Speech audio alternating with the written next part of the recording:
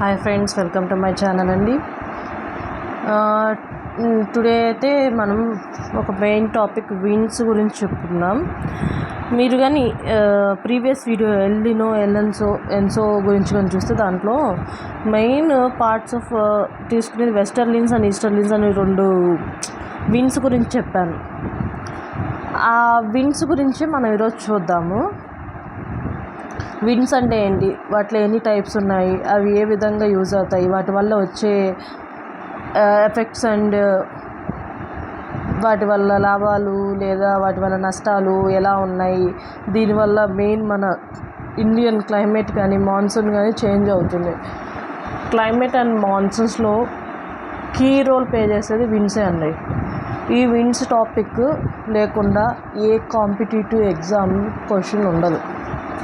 అంత jackpot concept అంటారు కదా, కొన్ని గోల్డెన్ పాయింట్స్ ఉంటాయి కదా, అలాంటి కాన్సెప్ట్లో ఇది మెయిన్ అనమాట. ఈ విండ్స్ అనేటివి ఎలా వస్తాయంటే, మీరు ముందు వీడియో కానీ చూస్తే దాని ప్రకారం చెప్పాను కదా, ఒక విండ్కు ఉన్న క్రైటీరియా లేదా క్యారెక్టరిస్టిక్ ఏంటంటే హై ప్రెషర్ నుండి లో ప్రెషర్కి పాస్ అవ్వడమే. Air moves from the high pressure area to low pressure area, the horizontal movement of air is called wind. అలాంటి వెళ్ళే గాలిని, అది కూడా హారిజంటల్గా వెళ్ళే గాలినే మనం విండ్స్ అంటాం. And the vertical movement, there air current. Air moves from high pressure area to low pressure area, the horizontal movement of air is called the wind and the vertical movement. ఇలా అన్న వెళ్తుంది, లేదా ఇలా వెర్టికల్గా అన్న, అంటే పక్కకి లేదా పైనుండి కిందకి, అలా వెర్టికల్ మూమెంట్స్ లాగా. అండ్ ద ఎయిర్ కరెంట్, గాలి కరెంట్స్ అంటే మూమెంట్, అది స్పీడ్ ఆఫ్ ది మూమెంట్ అన్నమాట. తక్కువ స్పీడ్ వెళ్తుందా, ఎక్కువ స్పీడ్ వెళ్తుందా, అలా దాన్ని బట్టి కూడా విండ్స్ అనేది మారిపోతాయి. The velocity of the winds depends on the degree of differences in the pressure. Winds యొక్క వెలాసిటీ అంటే దాని యొక్క మూమెంట్ స్పీడ్ దేని మీద డిపెండ్ అయి ఉంటుందంట, ప్రెషర్ యొక్క degrees, differentiation in the pressure of degrees. ప్రెషర్లో మార్పుల వల్ల విండ్స్ యొక్క మూమెంట్ కూడా మార్పు చెందుతుంది. It increases with increase in the difference of pressure between 2 points on the earth surface. ఏదైనా ఇప్పుడు ఒక ఎర్త్ సర్ఫేస్ మీద, ఇప్పుడు ఒక ఎర్త్ ఉంది, జస్ట్ శాంపుల్ అనుకుందాం. ఎర్త్ సర్ఫేస్ మీద ఏదైనా 2 పాయింట్స్లో, ఈ 2 పాయింట్స్ మధ్య ప్రెషర్ డిఫరెన్సెస్ వల్లనే విండ్ మూవ్ అవుతుంది. దీంట్లో హై ప్రెషర్ ఒకటి ఉంటే లో ప్రెషర్ ఒకటి ఆటోమేటిక్గా ఉంటుంది. కాబట్టి హై ప్రెషర్ నుండి లో ప్రెషర్ మూవ్ అయ్యే వాటినే మనం విండ్స్ అంటాం. దాన్ని మనం ఏమంటే ప్రెషర్ గ్రేడియంట్ అంటాం. ఏది ఒక్క 2 పాయింట్స్, ఎర్త్ సర్ఫేస్ మీద ఉన్న 2 పాయింట్స్ మధ్య ఉన్న డిఫరెన్షియేషన్ ఆఫ్ ప్రెషర్స్నే మనం ప్రెషర్ గ్రేడియంట్ అంటాం. The horizontal distribution of pressure may be marked up on the map using isobars. ఇలా వెళ్ళే winds based on pressure gradients, pressure difference వల్ల ఇలా వెళ్ళే వాటిని ఐసోబార్స్ అంటాం. మనకి లోవర్ క్లాసెస్లో చెప్పే ఉంటారు ఐసోబార్స్, ఐసోథర్మ్స్ అనే టర్మ్స్. ఇవి ఎన్సీఆర్టీస్ ప్రకారం నేను చూపిస్తాను, ఒక నిమిషం ఫొటోస్, అప్పుడు మీకు అర్థమవుతుంది. ఒక్క నిమిషం.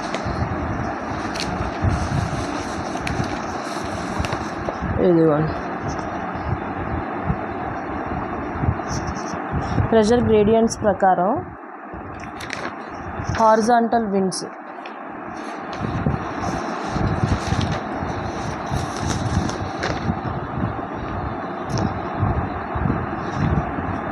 హారిజాంటల్ డిస్ట్రిబ్యూషన్ ఆఫ్ ప్రెషర్ టాపిక్లో హారిజాంటల్ డిస్ట్రిబ్యూషన్ ఆఫ్ ప్రెషర్లో మనకు ఐసోబార్స్ అనేది కనపడతాయి అన్నమాట. Horizontal distribution of pressure is studied by the drawing isobars at constant levels. Isobars అనేటివి ఏంటంటే, isobars are the lines connecting places having equal pressure. అంటే ఒక 2 పాయింట్స్ మధ్య ఈక్వల్ ప్రెషర్ గారు ఉందంటే దాన్ని ఒక లైన్, ఇమాజినరీ లైన్తో దాన్ని డినోట్ చేస్తాం. దాన్నే ఐసోబార్స్ అంటాం. ఈ డెఫినేషన్ కోసం నేను చూపించాను. ఇదిగోండి, ఇక్కడ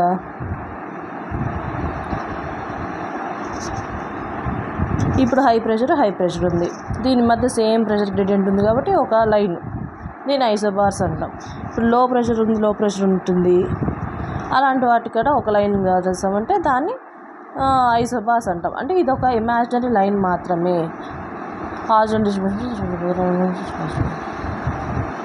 ఇమాజినరీ లైన్ మాత్రమే, అంటే అది మనకి అర్థం అవ్వాలి. ఇప్పుడు ఇక్కడ హై ప్రెషర్ ఉంది, ఇక్కడ లో ప్రెషర్ ఉంది, ఇవి రెండు ఆపోజిట్ ఉన్నాయి కాబట్టి వాటికి డ్రా చేయలేం.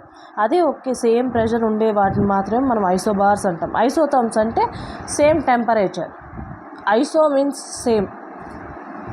మనకి ఇది కెమిస్ట్రీలో వస్తుంది. కెమిస్ట్రీలో కూడా థర్మోడైనమిక్స్లో మనకి ఐసోబార్స్ ఐసోథర్మ్స్ అనే కాన్సెప్ట్ ఉంటుంది కదా, సేమ్ అది మనకి అట్మాస్ఫియర్ లెవెల్లో దాన్ని ఇంప్లిమెంటేషన్ చేశారనమాట. అంటే సేమ్ టర్మ్సే ఉంటాయి బేసిక్గా. ఇవన్నీ గ్రీక్స్ అలాంటి వాటిని లాటిన్ నేమ్స్ నుండి ఇవి తీసుకోబడతాయి అన్నమాట. కాబట్టి ఒకేలాంటి మీనింగ్ ఉంటుంది ఎక్కడైనా. ఐసోథర్మ్ అంటే టెంపరేచర్ డిఫరెన్స్ ఒకేలా ఉంటే ఐసోథర్మ్స్, అలా కాకుండా ప్రెషర్లో సేమ్ ఉంటే ఐసోబార్స్. ప్రెషర్ని మనం మెజర్మెంట్ చేసేది కూడా మిల్లీ బార్స్తో, సో దాన్ని ఐసోబార్స్ అన్నారు. బేసిక్గా అదే అంతే, అందువల్ల దాన్ని ఐసోబార్స్ అని నేమ్ వచ్చింది.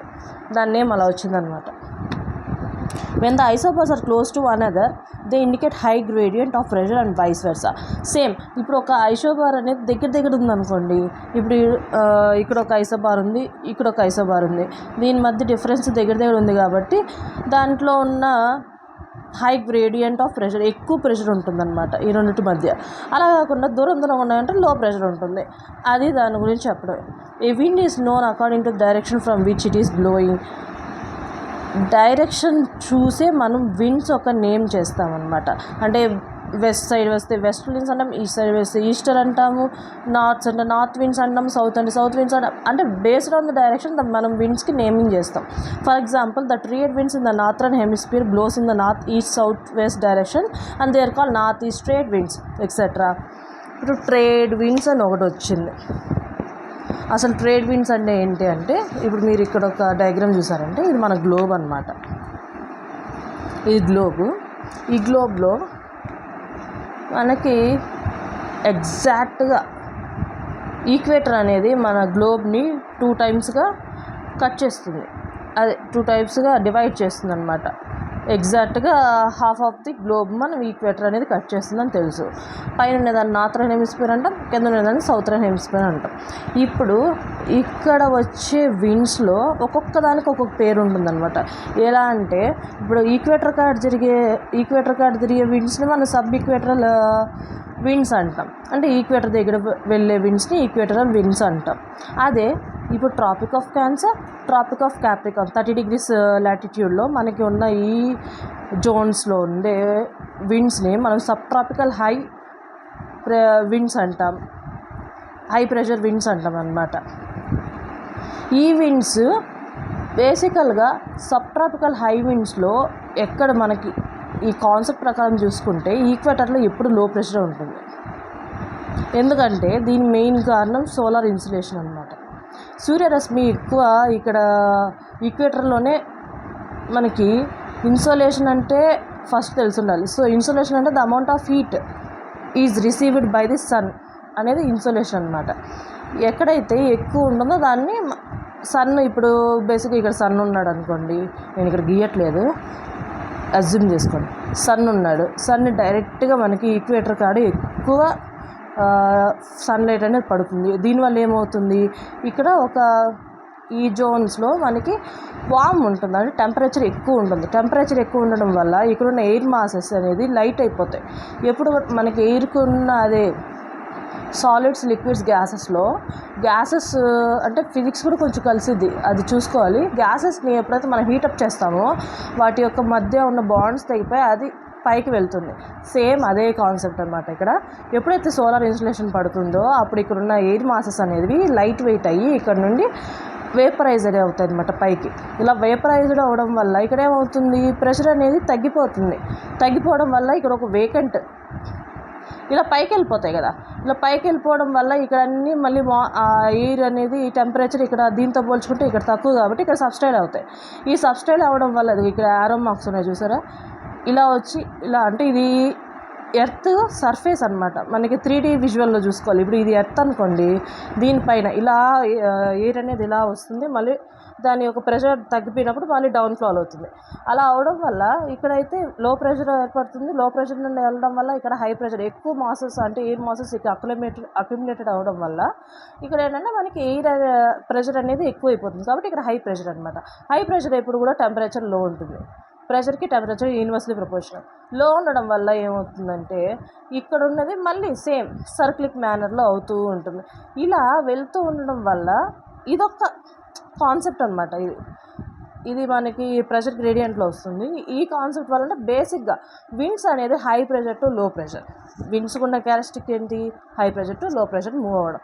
అలాంటప్పుడు ఇక్కడ నుండి ఇలా అంటే సబ్ ట్రాపికల్ హైట్స్ నుండి మనకి ఈక్వెటోరియల్ రేంజ్లోనే మనకి విండ్స్ అనేటివి ఫ్లో అవుతాయి. ఇలా ఫ్లో అవే వాటిని ట్రేడ్ విండ్స్ అంటాం. ఓకేనా. ఇక్కడ మాత్రం ఈ జోన్లో వచ్చే విండ్స్ మాత్రమే మనం ట్రేడ్ విండ్స్ అంటాం. ఈ ట్రేడ్ విండ్స్లో డైరెక్షన్స్ మళ్ళీ వేరే ఉంటాయి. ఆ డైరెక్షన్స్ గురించి మనం చూడాలంటే మన సోలార్ ఇన్సులేషన్ టాపిక్ చూడాలన్నమాట. అది ఇప్పుడు చెప్పారంటే మీకు అర్థం కాదు, అందులో లెంత్ అయిపోతుంది. ప్రస్తుతానికి ఏంటంటే సబ్ ట్రాపికల్ హైట్స్ నుండి ఈక్వేటర్ వరకు విండ్స్ అనేటివి కిందకి వస్తాయి. ఇది గుర్తుపెట్టుకోండి, ఈ డైరెక్షన్ అనేది ఎప్పుడు కూడా సబ్ ట్రాపికల్ హైట్స్ నుండి అంటే ట్రాపిక్ ఆఫ్ క్యాన్సర్ కానీ ట్రాపిక్ ఆఫ్ క్యాప్రికాన్ కానీ ఈ రెండింటి నుండి ఇక్కడ హై ప్రెషర్ ఎప్పుడూ ఉంటుంది. ఇక్కడ హై ప్రెషర్ ఉంటుంది, హై ప్రెషర్ ఉంటుంది, ఈక్వేటర్లో లో ప్రెషర్ ఉంటుంది వల్ల ఈ విండ్స్ అనేటివి ఇలా వస్తాయి అన్నమాట. దానికి అట్రాక్ట్ అవుతాయి. ఇలా వెళ్ళే వాటిని ట్రేడ్ విండ్స్ అంటాం.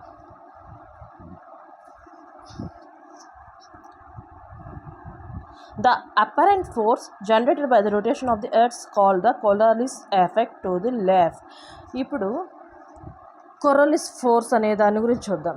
కొరోలిస్ ఎఫెక్ట్ కన్నా కూడా కొరోలిస్ ఫోర్స్ అనొచ్చు. కొరోలిస్ ఫోర్స్ అంటే మనకి ఎర్త్ అనేది రొటేట్ అవుతూ ఉంటుంది. దాన్ని మీకు చూపిస్తాను, ఒక నిమిషం. ఆ టాపిక్ కూడా ఉంది.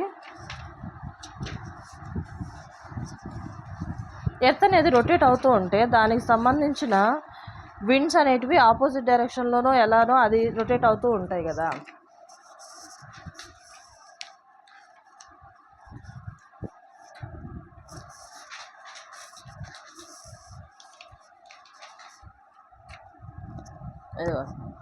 కొరోలిస్ ఫోర్స్ దీన్ని 1844లో డిస్కవర్ చేశారనమాట. The rotation of earth about its axis affects the direction of the wind. అంటే ఇప్పుడు మన ఎర్త్ అనేది ఇలా అయితే ఉండదు, కొంచెం టిల్టెడ్ ఉంటుంది. 23.5 degrees ఒక యాక్సిస్లో మన ఎర్త్ అనేది టిల్టెడ్గా ఉంటుంది. ఇలా టిల్టెడ్ ఉన్నప్పుడు దీని యొక్క రొటేషన్ వల్ల జనరేట్ అయ్యే ఫోర్స్నే మనం కొరోలిస్ ఫోర్స్ అంటాం. అంటే ఎర్త్ రొటేషన్ వల్ల ఇప్పుడు ఇలా వెళ్ళే విండ్ డివేట్ అవుతుందన్నమాట. దేనివల్ల? కొరోలిస్ ఫోర్స్ వల్ల. ఇప్పుడు మనం ఒక ప్లే గ్రౌండ్లో చూస్తూ ఉంటాం, మనకి ఇలా ఉండి చుట్టూరు చైర్స్ లాగా ఉంటాయి కదా. అది రొటేట్ చేసినప్పుడు ఇప్పుడు ఇక్కడ ఒక పీపుల్ ఉంటారు, ఇక్కడ ఒక పీపుల్ ఉంటారు, ఇక్కడ ఒక పీపుల్, వీళ్ళు ఒకవేళ బాల్ వేసారనుకోండి, బాల్ వేస్తే ఇలా వెళ్ళదు, ఈ పర్సన్కి ఇలా వెళ్ళదు, ఇలా వెళ్తుంది, ఇలా సైడ్కి వెళ్తుంది, ఇటు వేస్తే ఇటు వెళ్తుంది. ఇలా ఎందుకు వెళ్తుందంటే బేస్డ్ ఇదే కొరోలిస్ ఫోర్స్ అనమాట. అంటే ఇప్పుడు ఎర్త్ తిరుగుతూ ఉంటే దీనివల్ల వచ్చే విండ్స్ ఏంటంటే విండ్స్తో పాటు అంటే ఎర్త్తో పాటు విండ్స్ కూడా తిరుగుతుంటాయి కదా, ఇవి ఇలా వెళ్ళే డైరెక్షన్ని కొంచెం ఇలా మార్చిద్ది అనమాట. డైరెక్షన్ని కొంచెం స్లైట్గా ఉంపుతుంది. దాన్ని మనం అది ఎందుకంటే కొరోలిస్ ఫోర్స్ ఉండడం వల్ల. ఇప్పుడు ఐసోబార్స్ అంటే తెలుసుకున్నాం, ఈ డయాగ్రామ్ చూడడం తెలుస్తుంది. ఐసోబార్స్ అంటే ఏంటి? సేమ్ ప్రెషర్ గ్రేడియంట్స్ ఉన్న వాటి మధ్య ఉన్న లైన్స్ని ఐసోబార్స్ అంటాం.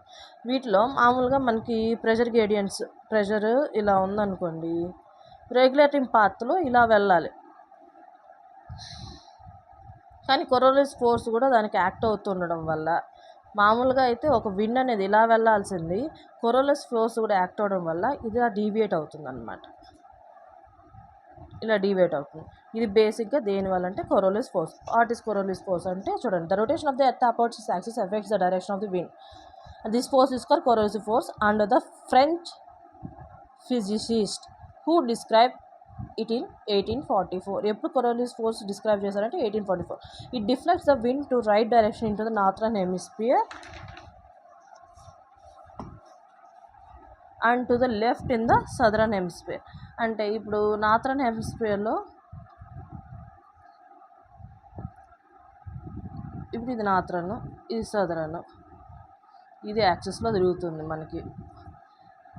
విండ్ అనేది నార్థరన్ హెమిస్ఫియర్లో రైట్కి, అంటే ఇలా రైట్కి వెళ్తే సదరన్ హెమిస్ఫియర్లో లెఫ్ట్కి వెళ్తుంది.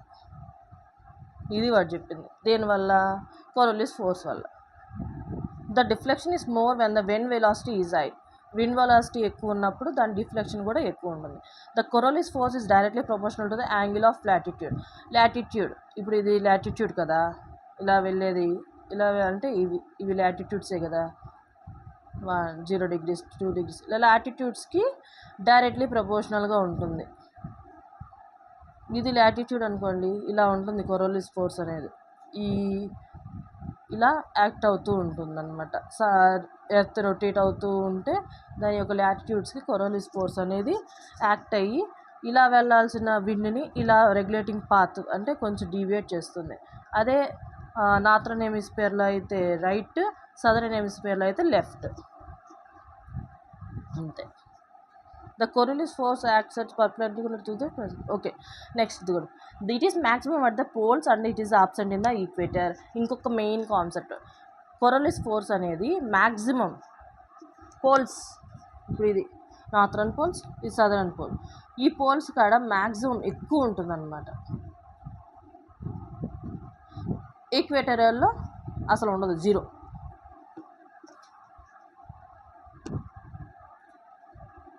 The Coriolis force acts perpendicular to the pressure gradient force. Same అంతే, పర్పెండిక్యులర్. లాటిట్యూడ్ ప్రెషర్ గ్రేడియంట్స్కి పర్పెండిక్యులర్ ఉంటుంది. The pressure gradient force is perpendicular to the isobar. ఇది ఇంతకుముందు నేను చూపించిన గ్రాఫ్ అనమాట, ఇది వదిలేసేయండి, ఇంక ఇదేం అవసరం లేదు. అట్ ది ఈక్వేటర్, ఇది మెయిన్ అనమాట. At the equator the Coriolis force is 0 and the wind blows perpendicular to the isobars. ఇప్పుడు మనం ఈక్వేటర్ కాడేంటి, మన కొరోలిస్ ఫోర్స్ అనేది తక్కువ ఉంటుందని చెప్పాం, అంటే 0 ఉంటుంది, అసలు ఉండదు. అలాంటప్పుడు ఇక్కడ ఐసోబార్స్ అనేది ఇలా హారిజంటల్ ఐసోబార్స్ ఉంటాయి కదా, వీటికి పర్పెండిక్యులర్గా విండ్ అనేది ఫ్లో అవుతుంది అంటున్నాడు.